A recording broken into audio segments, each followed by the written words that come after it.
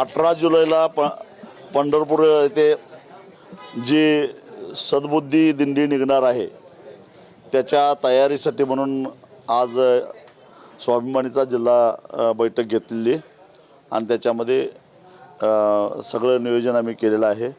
शक्तिपीठ महामार्ग पूर्णपणे रद्द करावा यासाठी महाराष्ट्राच्या मुख्यमंत्र्यांना सुबुद्धी सुचावी म्हणून ही सद्बुद्धी दिंडी आम्ही वाखरी ते पंढरपूर अशी काढलेली आहे आणि त्याच्या तयारीसाठी म्हणून आजची ही बैठक होती।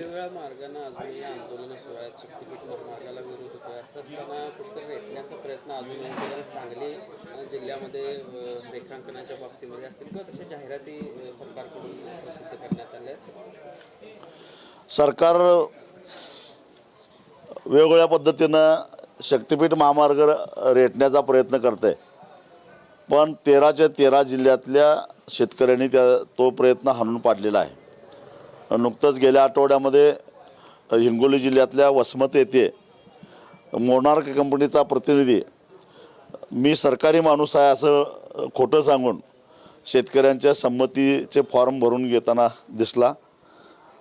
हे ज्यावेळी तिथल्या शेतकऱ्यांच्या लक्षात आलं त्यावेळी 10-20 गावातले शेतकरी मोठ्या संख्येनं जमले आणि त्या खाजगी व्यक्तीनं खरं तर त्याला काही अधिकार नसताना बेकायदेशीररित्या जो काही फॉर्म गोळा करत होता ते सगळे गोळा केलेले फॉर्म एकत्रित करून ते सगळे पेटवून टाकले। म्हणजे अशा पद्धतीनं ड्रोन सर्वे करायला शेतकऱ्यांनी विरोध केलेला आहे, तोही हाणून पाडलेला आहे। गेल्या महिन्यामध्ये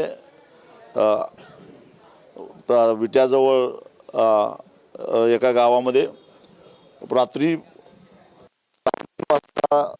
3 DYSP 3 प्रांत आणि जवळपास 400 पोलीस ज्याच्यामध्ये दंगल निवारण पथक होतं अशा फौजफाटा घेऊन रात्री जमीन मोजायला गेलेले होते। परंतु भाग्यनगर एक छोटंसं गाव आहे 500-600 लोकवस्तीचं, तिथल्या महिलांनी एकत्रित येऊन या सगळ्या लोकांना पळवून लावलेलं आहे।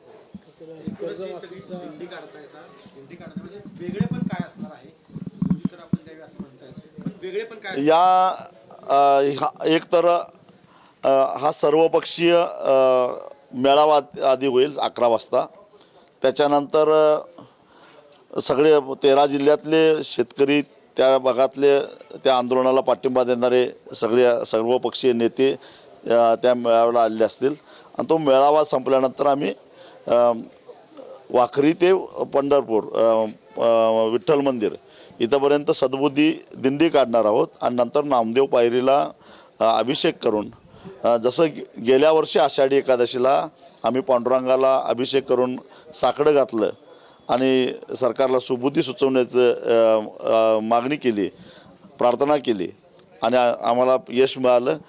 कोल्हापूर जिल्ह्यातल्या काही भागातून तो शक्तिपीठ महामार्ग बाहेर गेला। आता संपूर्ण राज्यातल्या शेतकऱ्यांना या शक्तिपीठ महामार्गाच्या वरवंट्यातून आम्हाला वाचव म्हणून पांडुरंगाला साकडं घालायला म्हणून ही दिंडी आहे। मुख्यमंत्र्यांनी खरं तर शेतकऱ्यांच्या कर्जासंदर्भात घोषणा काल मोठी केली। अनेक मंत्र्यांनी आपापल्या जिल्ह्यात जाऊन त्यांचं अभिनंदन केलेलं आहे, कौतुक केलेलं आहे। तर दुसऱ्या बाजूला एका शेतकऱ्यांना कृषी मंत्र्यांना फोन करून म्हटले की माझं लग्न होत नाही आहे, काहीतरी यामध्ये करा।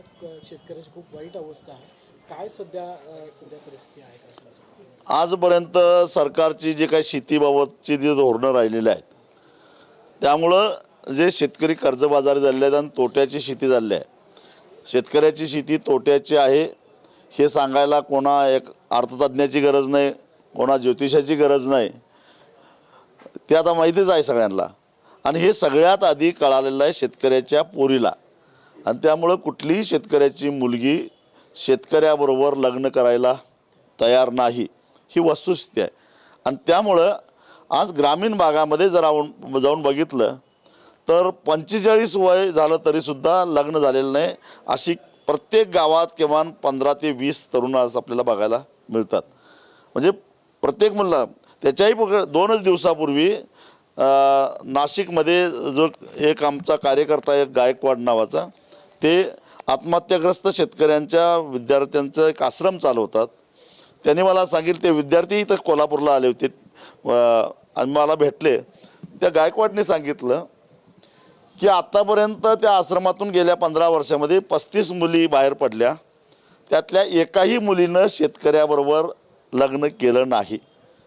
लग्न झाली सगळ्यांची, पण एकाही मुलीनं शेतकऱ्यावर लग्न केलं नाही. कारण ज्या बापामुळं ज्या शेतीमुळं आपल्या बापाला आत्महत्या करायला लागली, त्या शेतकऱ्याबरोबर आता लग्न करायचं नाही असं मुलींनी निर्धार केला आहे. हे सगळं चित्र बघितल्यानंतर मुलांची लग्न होतीलच कसं, हा एक सामाजिक प्रश्न निर्माण झालेला आहे. आणि तो प्रश्न राज्यकर्त्यांनीच निर्माण केला आहे त्यांच्या धोरणाच्या माध्यमातून. ते धोरण दुरुस्त झाल्यानंतर ही परिस्थिती बदलू शकते, पण त्यालाही अजून काही वर्षे जावी लागतील. परंतु आत्तापासून धोरण बदलावं लागेल आणि शेती फायद्यात आणावी लागेल. खरं तर कर्जमाफीची घोषणा केल्यानंतर मुख्यमंत्री असतील किंवा मंत्र्यांकडून सरकारची पाठ थोपटली जाते. विधानसभा निवडणुकीच्या आधीच खरं तर या सगळ्या कर्जमाफीची घोषणा त्यांनी केली किंवा आश्वासन दिलेलं होतं.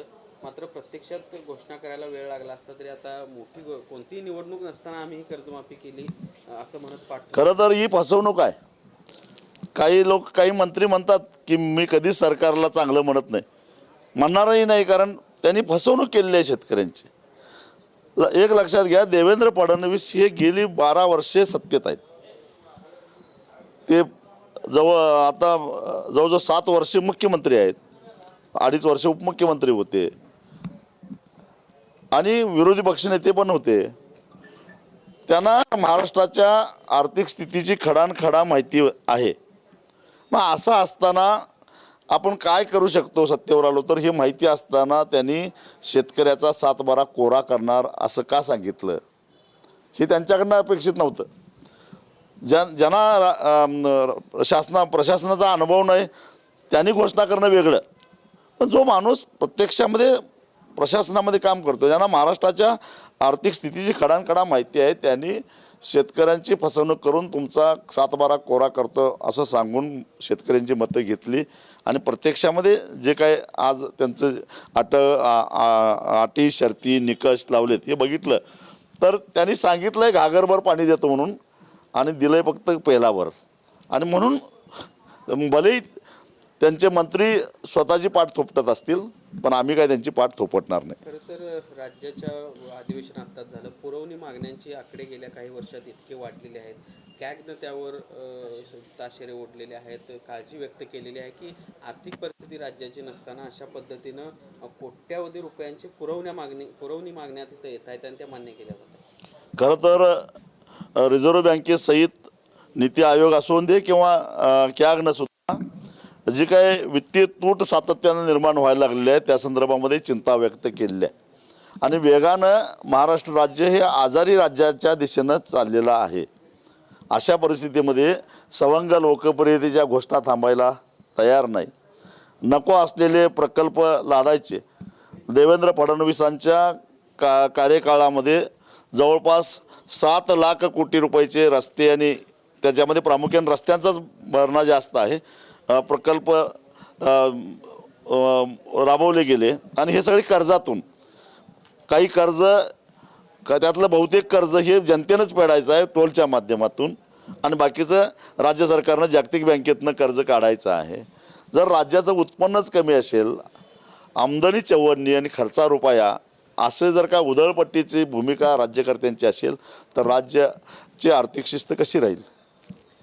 राजकीय प्रश्न म्हणजे शरद पवार गटाचे 10 पैकी 9 आमदार भाजपमध्ये आपण जावे किंवा NDA सोबत जावे अशा पद्धतीची चर्चा सध्या सुरू आहे. जयंत पाटील त्यासाठी पुढाकार घेत आहेत अशी चर्चा सुरू झालेली आहे राजकीय वर्तुळामध्ये. कसं बघता एकूणच या सगळ्या घडामोडी? खरं तर पवारसाहेब हे महाराष्ट्रातले सगळ्यात ज्येष्ठ आणि सगळ्यात अनुभवी राजकीय नेते आहेत. हा जो संभ्रम महाराष्ट्राच्या राजकीय क्षेत्रामध्ये निर्माण झाला आहे त्यांच्या पक्षाबद्दल आणि जनतेमध्ये सुद्धा, त्याचा खुलासा, त्याची स्पष्टता त्यांनीच केलं पाहिजे. कारण सत्तेच्या बाजूनं सगळेच चाललेले आहेत, पण पवारसाहेबांची भूमिका काय आहे, त्यांच्या पक्षाची भूमिका काय आहे याच्याबद्दल त्यांनीच एकदा स्पष्ट केलं पाहिजे असं मला वाटतं. परंतु सगळे गेले तरीसुद्धा आम्ही मात्र जनतेच्या बाजूनं राहू, सामान्य माणसाच्या बाजूनं राहू, आम्ही लढत राहू. अगदी मानसपुत्र शरद पवार यांचे अशा पद्धतीनं जर पुढाकार या सगळ्यामध्ये घेत असतील तर मग कुठंतरी मूर्ती अशा पद्धतीने पुढाकार घेतलाय का नाही मला माहिती नाही, परंतु अशा पद्धतीचा जर निर्णय शिल्लक राहिलेल्या राष्ट्रवादी काँग्रेस पक्षाच्या आमदारांनी घेतला तर आता ते जनतेच्या मनातनं उतरतील आणि जनता त्यांना थाळा देणार नाही, एवढं मात्र मी नक्की सांगतो.